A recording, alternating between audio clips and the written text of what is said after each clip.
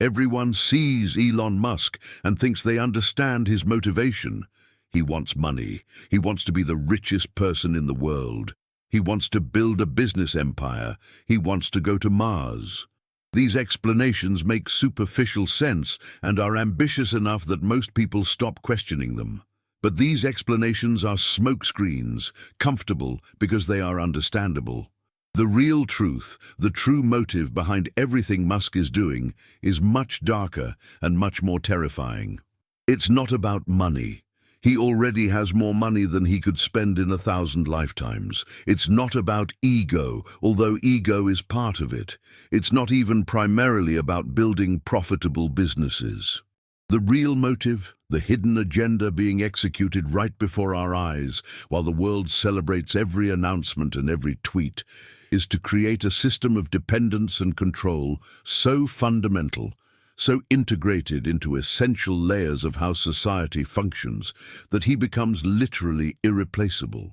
Not just rich, not just powerful, but systemically necessary in a way that makes any form of resistance or alternative structurally impossible. He's building a digital, economic and social cage for all of humanity, and the massive elimination of jobs through AI is not a side effect. It's an essential tool for creating dependency that allows absolute control. Let me reveal exactly what's really happening, because it's more serious than any narrative about simply getting rich. Let's start with a fundamental principle that most people don't understand. True power doesn't come from having money. It comes from controlling things that others can't do without. Historical kings were powerful not because they had gold, but because they controlled land on which peasants depended for survival. Robber barons were powerful not just because they were rich, but because they controlled railroads on which the entire economy depended. Oil tycoons were powerful because they controlled the energy that powered modern civilization. In each case, real power came from control over fundamental needs combined with a lack of alternatives. And Musk understood this perfectly. He's not just building profitable companies, he's systematically taking control over multiple layers of infrastructure that modern civilization can no longer function without, while deliberately eliminating alternatives and creating dependencies that cannot be undone. Let me be specific about the layers of dependency being created. First layer, transportation. Tesla isn't just an electric car manufacturer competing with other automakers. It's building an integrated transportation system where vehicles are connected, autonomous, dependent on software updates that Tesla controls, powered by infrastructure that Tesla increasingly dominates. When you buy a Tesla, you're not buying a machine that you own. You're buying access to a system that Tesla perpetually controls. And when autonomous transportation dominates, when businesses and individuals depend on robotic fleets for everything, that dependency becomes absolute. You can't simply switch vendors because the entire system is integrated. Data, software, infrastructure, everything linked. And who controls this system? Musk. Second layer, communication. The earlier Twitter connection is obvious, but it's only part of the equation. Starlink is far more critical.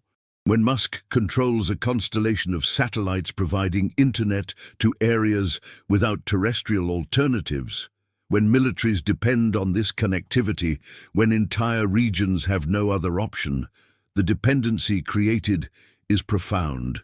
And unlike terrestrial infrastructure that can be easily nationalized or regulated, satellites in orbit are under much more direct control of whoever launched them. Musk can literally shut down the internet for entire regions if he chooses. We saw a foreshadowing of this in Ukraine, where he had the power to decide how and where Starlink would be used. This isn't just being a provider, it's having geopolitical leverage that rivals nation-states. Third layer, energy. Tesla isn't just cars. It's batteries, solar panels, energy storage systems. As the world transitions from fossil fuels to renewable electricity, control over energy storage and distribution becomes critical. And Musk is positioned to capture a significant share of that market. Imagine a future where your home, your car, your business all depend on Tesla batteries to store solar energy, where the electrical grid depends on Tesla-scale energy storage systems. Energy dependence is more fundamental than almost anything else. You can't operate without it. And if one entity controls a significant portion of how energy is stored and distributed, it has immense power. Fourth layer, computing and artificial intelligence. XAI and AI systems integrated into Musk's other companies are not just products. They are cognitive infrastructure upon which the future economy will depend. When companies use AI to operate, when critical decisions are made by algorithms, when humans no longer understand or can no longer do work that AI does, dependence on suppliers of that AI is absolute. And Musk is building AI capacity fueled by data that his other companies collect, data that competitors do not have access to. It is a self-reinforcing competitive advantage that creates dependence that deepens over time. Fifth layer, data. All of Musk's companies collect massive amounts of data. Tesla knows where you go, when, and with whom. X knows what you think, who you know, and what influences you. Starlink knows all your internet traffic. Neuralink, if it works, would literally know your thoughts. In aggregate, this data set creates a more complete profile of you than you have of yourself. And control over this data means the ability to predict, influence, and manipulate behavior on an individual and social scale. This isn't theory. It's a known application of data science that companies routinely perform, but amplified by the volume and integration of data that Musk is accumulating. Now, how does the massive elimination of jobs through AI fit into this? Superficially, it seems to be about profits. It replaces expensive workers with cheap machines, increasing margins. But the real purpose is far more sinister. When you eliminate jobs on a massive scale, you create economic dependency. Millions of people without independent means of livelihood become dependent on whatever support system exists. And when Musk and his ilk control so much of the economy, when they literally provide systems that allow any remaining work to be done, they are in a position to dictate terms. Imagine a scenario 10 years from now. 30% of the workforce is permanently unemployed because their jobs have been automated. Another 50% work in precarious, poorly paid, insecure jobs. The government has implemented some form of universal basic income because it has no alternative, but the amount is low, enough only for survival. To have a life beyond subsistence, you need to work. But jobs are scarce and controlled by a small number of megacorporations. Megacorporations that operate almost entirely with automation, needing only a small number of highly specialized humans. To get any of these jobs, you need specific skills that are taught on educational platforms that these same corporations control. You need digital credentials that they issue. You need a social credit score profile that they maintain based on data they have collected about you throughout your life. What transportation do you use? Tesla vehicles. What internet do you access? Starlink. What energy powers your home? Tesla battery system. What AI mediates every digital interaction you have? XAI. What social platform do you use to communicate? X. In every aspect of existence, you are dependent on systems controlled by Musk or a similar small group. And because you are dependent, you have no bargaining power. You accept the terms that are offered, or you have no access. And you have no alternatives because Musk and his class systematically destroyed or acquired alternatives during their rise to power. This isn't a science fiction dystopia. It's a logical trajectory of trends that are already clearly visible, and it's exactly the kind of system someone seeking ultimate power would build. Not power based on brute force or ideology, but power based on structural dependence. You don't need to actively repress people who are dependent on you for survival. They behave in ways that preserve the system because they have no alternative. And here's the brightest and most sinister part. Musk has built a public narrative where he's seen as a hero, as a visionary saving humanity. So people don't resist. They applaud. They defend him. They attack anyone who questions him. He's managed to turn his future victims into his biggest supporters. It's psychological manipulation on a mass scale. And all this infrastructure is being built now, while public attention is focused on superficial dramas, controversial tweets, fights with regulators presented as a rebellious billionaire battling bureaucracy, spectacular product announcements that capture the imagination. All of this is theater that keeps people distracted from what is really happening, the systematic consolidation of control over essential civilizational infrastructure. Let's talk about how alternatives are being eliminated, because this is crucial. In a normal market, if a company becomes too powerful, competitors emerge. But Musk isn't operating in normal markets. He's creating de facto monopolies through multiple strategies. First, technological barriers. Developing technology comparable to Tesla in autonomous vehicles requires billions in investment and years of data collection. Replicating Starlink requires launching thousands of satellites, something only a handful of entities on the planet can do. Competing with xAI requires access to comparable data, which Musk has through his other companies, but others don't. Second, regulatory capture. Musk uses wealth and influence to shape regulation in ways that favor his companies and hinder competition. Safety standards for autonomous vehicles that Tesla helps write are designed to benefit Tesla's approach. Satellite regulation that SpaceX influences makes it harder for competitors. It's not a conspiracy. It's how lobbying works, but amplified by the resources Musk has. Third, strategic acquisitions. When a genuine competitor emerges, it is bought or co-opted. We've seen this repeatedly in technology, and when you have hundreds of billions in equity value, you can pay almost any price to eliminate a threat. Fourth, narrative control. Through X and influence over media, Musk can shape how the public perceives competitors. He can amplify their flaws while minimizing his own. He can create excitement for his products while competitors fight for attention. It's not a level playing field. He's playing by different rules. And perhaps most importantly, network effect and integration. Each of Musk's services becomes more valuable when used with his other services. Tesla is more useful with Starlink. X is more integrated with other systems. Data flows between companies, creating synergies that a standalone competitor cannot replicate. So even if someone develops a better self-driving car, they cannot compete with the integrated ecosystem that Tesla offers. And the more this ecosystem grows, the harder it becomes to compete. The result is that genuine alternatives will not exist. There will be the appearance of competition, smaller companies operating in niches, but real control of critical infrastructure will be concentrated in the hands of Musk and very few others. And this concentration is not temporary. It is structural.